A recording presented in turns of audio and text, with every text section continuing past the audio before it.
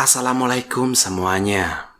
Pada kesempatan kali ini, saya akan menceritakan pengalaman horor dari teman kita yang bernama Sonia. Kejadian yang dialami teman kita ini terjadinya di Sumatera. Ceritanya, saat itu si Sonia ini udah menikah dengan suaminya yang bernama Faisal. Sonia ini punya anak berusia 4 tahun yang gak disebutin namanya. Suami Sonia ini kerjanya pindah-pindah. Jadi dinasnya si suami Sonia ini memang mengharuskan dia untuk pindah-pindah terus. Setiap 2 tahun lah suaminya ini akan pindah lagi. Setiap kali mereka pindah, mereka akan tinggal di sebuah rumah dinas yang emang disediain oleh kantornya. Jadi kayak perumahan dinas gitu. Pas mereka pindah-pindah itu, nggak pernah terjadi keanehan. Semua baik-baik saja. Tapi ketika mereka pindah ke pulau Sumatera itu, terjadilah sebuah keanehan. Keanehan di rumah dinas itu bikin mereka ini nggak mau lagi tinggal di rumah dinas, melainkan ngontrak rumah yang asal-usulnya jelas. Kenapa bisa gitu?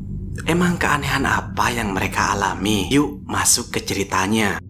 Jadi di hari mereka pindah di rumah itu ya, pas sampai di rumah itu Sonia udah ngerasa nggak serk feelingnya. Kayak ada yang mengganjal di hati Sonia untuk tinggal di rumah itu. Sebenarnya tampak rumah dinas itu sama aja kayak rumah dinas di sekitarnya. Tapi aura dari rumah yang akan mereka tinggalin itu terasa nggak aman. Kayak bikin Sonia itu takut. Tapi karena emang hanya rumah itu yang kosong, ya udahlah, Sonia tetap tinggal di situ. Rasa gak enak semakin bertambah karena ketika Sonia masuk rumah itu, di rumah itu ada sumur tua yang ada airnya, ada kerekan dan timba di bawah sana untuk ngambil air. Sonia dan suaminya mutusin untuk gak mengkonsumsi air dari sumur itu. Untunglah rumah itu ternyata udah dialirin oleh air PDAM, maka mereka gak khawatir tentang kebutuhan air. Untuk menjaga keamanan karena anak Sonia masih berusia 4 tahun, maka sumur tua itu ditutupin dengan papan kayu oleh suami Sonia. Biar kalian bisa ngebayangin tentang kondisi rumah itu. Jadi sebenarnya rumah itu nggak berukuran kecil-kecil banget. Bentuknya rumah Belanda.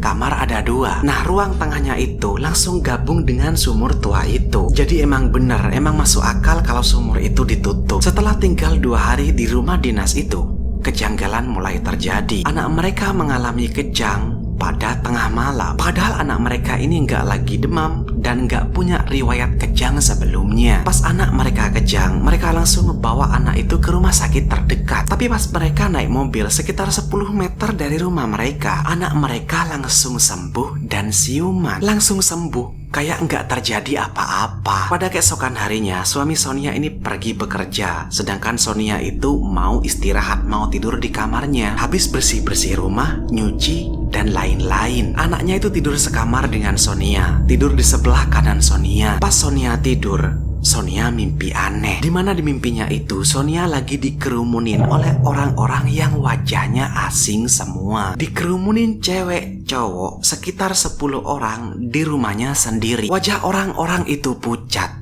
gak ada ekspresi. Mereka ngeliatin ke Sonia semua. Di mimpi itu Sonia nanya, "Kalian siapa?" Mereka diem gak jawab, hanya ngeliatin Sonia aja. Karena Sonia takut, Sonia menundukkan kepala kayak gini.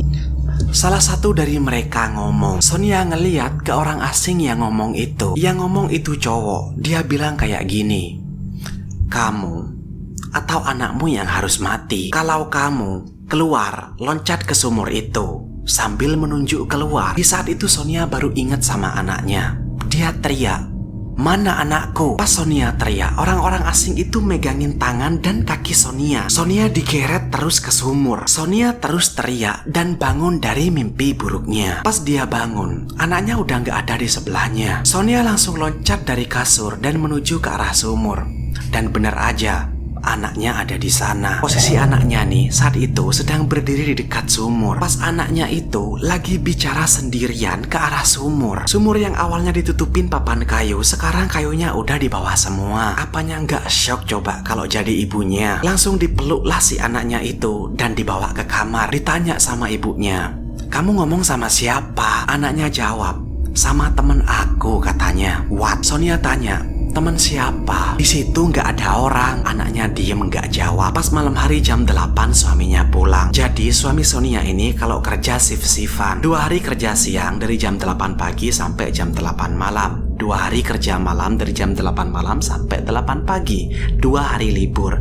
Terus dah gitu aja dah, berulang-ulang. Sonia cerita ke suaminya kejadian aneh pas siang tadi. Sonia juga cerita kalau sebenarnya waktu dia pertama kali mau pindah ke rumah itu, dia kayak punya feeling buruk, kayak ada rasa takut yang menghantui dirinya. Sonia ngajak suaminya pindah ke rumah lain, ke rumah dinas lain, karena dia takut hal buruk lain akan terjadi. Tapi suami Sonia ini minta Sonia untuk tetap tenang. Dia bilang mungkin aja itu hanya mimpi buruk biasa, karena Sonia selalu berpikir negatif tentang rumah itu. Dan masalah anaknya, suami Sonia bilang di umur-umur segitu anak-anak itu emang sering berimajinasi, dan itu emang penting untuk tumbuh kembang anaknya. Lagian juga nggak semudah itu untuk pindah rumah dinas, perlu izin, kemas-kemas barang, ribet katanya. Obrolan malam itu ditutup dengan mereka akan tetap tinggal di rumah dinas itu, dan nutup kembali sumur tua itu dengan papan-papan kayu. Bedanya kayu-kayu itu sekarang ditutupin lebih proper, kayak dipaku-pakuin biar kuat. Pas besok paginya jam 5 subuh, anaknya kejang lagi. Suami Sonia melakukan pertolongan pertama, kayak dibuka bajunya, dimiringin badannya si anaknya ini. Tapi kejang anaknya nggak mau berhenti. Karena udah terlalu lama, mereka ngidupin mobil dan bawa anaknya ke rumah sakit. Tapi seperti kejadian kejang sebelumnya, setelah mobil dikeluarkan dari garasi beberapa meter, anak Sonia sembuh lagi. Langsung siuman kayak nggak terjadi apa-apa. Saat itu Sonia dan suaminya merasakan ada keanehan. Dan keanehan itu ada kaitannya dengan rumah dinas itu. Dulu sebelum nikah, suami Sonia ini pernah diajarin oleh orang pinter, dukun lah. Kalau untuk menghalau gangguan gaib itu bisa kayak nulis di kertas dengan ayat-ayat suci, lalu kertas-kertas itu ditaruh di pojokan-pojokan ruangan. Bisa menangkal katanya. Oleh karena itu suami Sonia melakukannya. Untuk jaga-jaga, ditaruhlah kertas-kertas itu di pojok-pojok, bahkan di atas sumur tua itu. Di hari itu suami Sonia kerja malam, jadi berangkatnya jam 8 malam. Jaga ya anak kita, kalau ada apa-apa telepon, kata suami Sonia. Sonia malam itu tidur jam 10 malam. Anak Sonia tidur di sebelah kanan Sonia. Tapi dalam tidurnya itu, Sonia merasakan suasana berubah jadi panas. Dia keringetan. Dia bangun karena nggak kuat dengan panasnya udara. Pas dia buka matanya, anaknya masih ada di sebelah kanannya. Sonia ngelihat keluar kamar. Jadi kamar Sonia ini nggak ada pintunya, hanya pakai korden aja. Nah, pas Sonia ngelihat keluar kamar itu, di balik korden itu ada orang-orang yang lagi jalan, kayak bayangan orang-orang yang lagi jalan melintas dari ruang tamu sampai ke ruang tengah di mana sumur itu berada. Sonia takut, dia nelponin suaminya tapi nggak diangkat. Sonia lalu menggendong anaknya.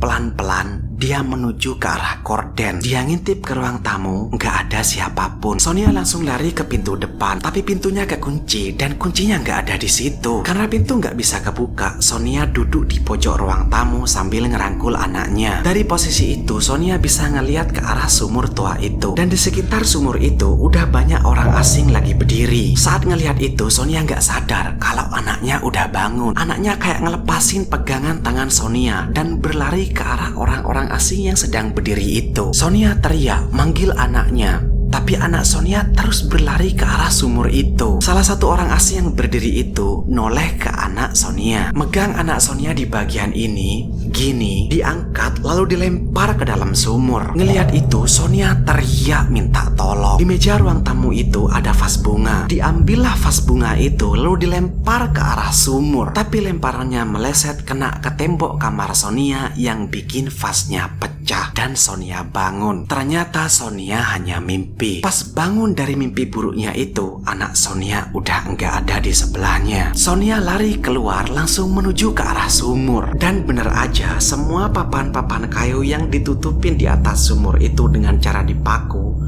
udah lepas semua. Sonia melihat ke arah sumur. Dan betapa syoknya dia ketika dia melihat anaknya sedang berdiri di atas sumur, kayak bersiap untuk melompat ke dalam sumur. Sonia lari, anaknya lompat ke dalam sumur. Untunglah Sonia ini masih sempat megang anaknya. Pas banget dah, anaknya dipeluk oleh Sonia, dibawa keluar. Pas sampai di kamar tamu, di dekat kamar Sonia ada vas bunga yang pecah. Persis banget kayak di mimpi Sonia. Sebelum Sonia keluar rumah, tiba-tiba ada yang ngetuk pintu depan. Dor dor dor dor gitu. Kaget Sonia nih ya kan.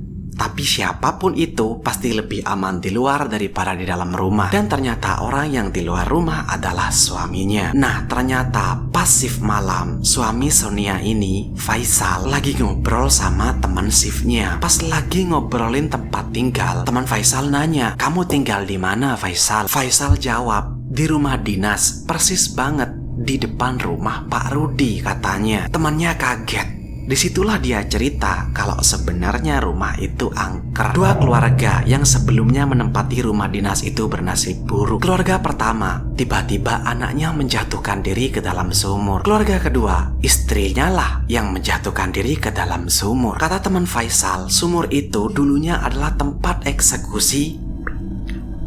Ada puluhan orang, mungkin katanya, yang jasadnya dibuang ke sumur itu. Makanya sumur itu angker, sering makan korban. Mendengar itu, Faisal langsung izin ke temannya untuk pulang duluan karena takut hal buruk akan terjadi ke keluarganya. Dan betul saja, untunglah Sonia masih sergap. Dia masih bisa nyelamatin anaknya. Telat 1 detik aja, mungkin ceritanya bakal beda. Di situ Faisal minta maaf ke Sonia karena nggak percaya dengan feeling Sonia. Mereka mutusin untuk bawa pakaian seadanya dulu. Yang penting keluar dulu dari rumah itu. Besok harinya barulah barang-barang yang lain dibawa juga. Setelah hari itu, mereka mutusin untuk tinggal di rumah kontrakan dan selalu mempelajari asal-usul dari rumah yang akan mereka tinggalin. Ya, begitulah pengalaman horor dari teman kita yang bernama Sonia. Kalau kalian punya pengalaman horor yang pengen saya ceritain, tulis yang rapi dan kirim ke email di deskripsi di bawah. Saya rasa cukup ya untuk cerita kali ini. Makasih Sonia untuk ceritanya. Semoga kita bisa mengambil hikmah dari cerita kali ini. Makasih udah nonton sampai akhir.